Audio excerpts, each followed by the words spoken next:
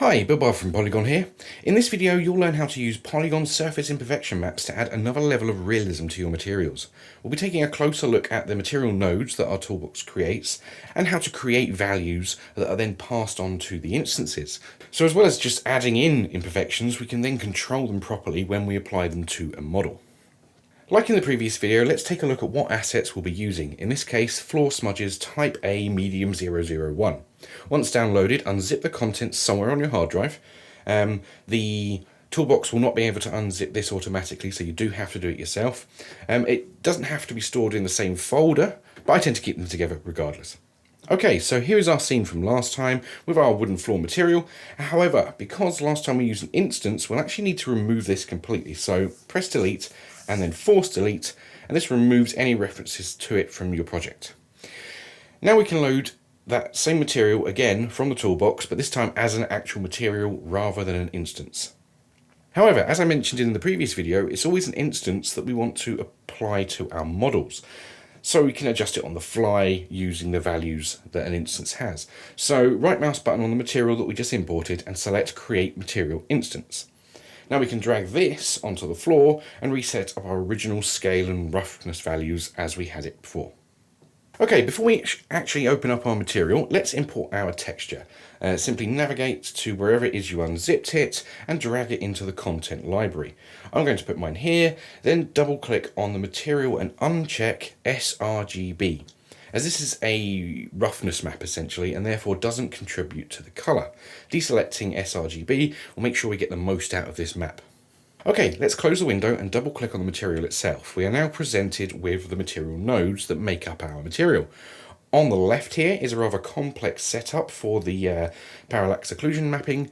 We'll be largely ignoring this section today. Instead we'll focus here on the right, where we have our texture maps and our main PBR shader.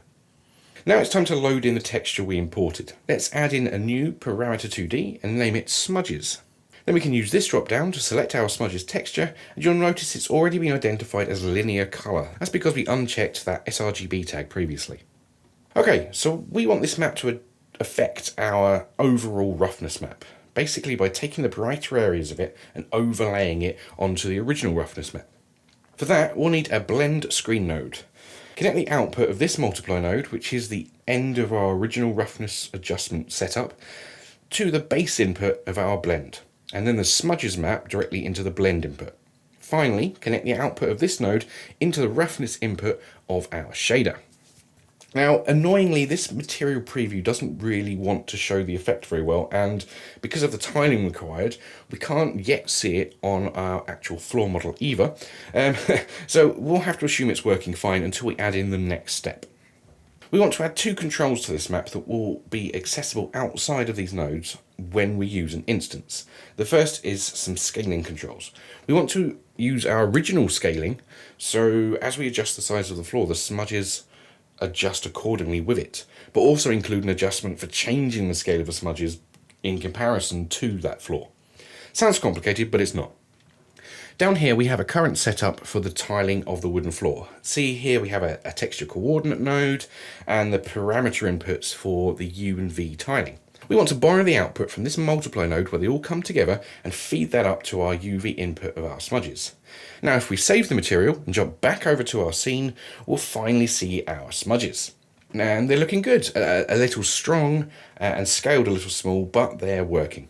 Okay, back over to our nodes. Time to add in an adjustment to the tiling of our smudges to give us control of that once we're using it as an instance. Let's bring in a multiply node and a simple parameter. We'll name the parameter smudges tiling adjust and add it to the basic settings group so it appears in our instances.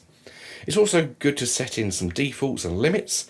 We'll use 1 for the default and 0 and 2 for min and max. So by default, the smudges will use the same UV layout as the wooden floor, with an option to increase the tiling up to a factor of 2, or down to 0 in theory. Now let's double click on our long UV route here and add in a reroute. Then we can send that into the top value of our multiply and feed our parameter into the lower input. So now, whatever that parameter is set to will effectively multiply our tiling. Excellent. Before cheering at our success though, let's go one step further and add in that control for strength so we can alter how much this smudges map impacts our finished material. We actually need the same exact nodes again, a multiply and a simple parameter. This time we'll name the parameter smudges strength. We'll set the defaults to be 1 with a min and max of 0 and 1. And again we'll add that to basic settings. Now we need to feed this into the bottom value of the multiply, and the scratches map will be fed into the top, with the output going into the blend input of our blend screen node. And that's it, we're done for nodes. So let's save the material, head back to our scene, and make sure this has all worked. Now if we load up the instance of the material, in addition to our original values, we now see two new ones, our smudges strength and our smudges tiling adjustment.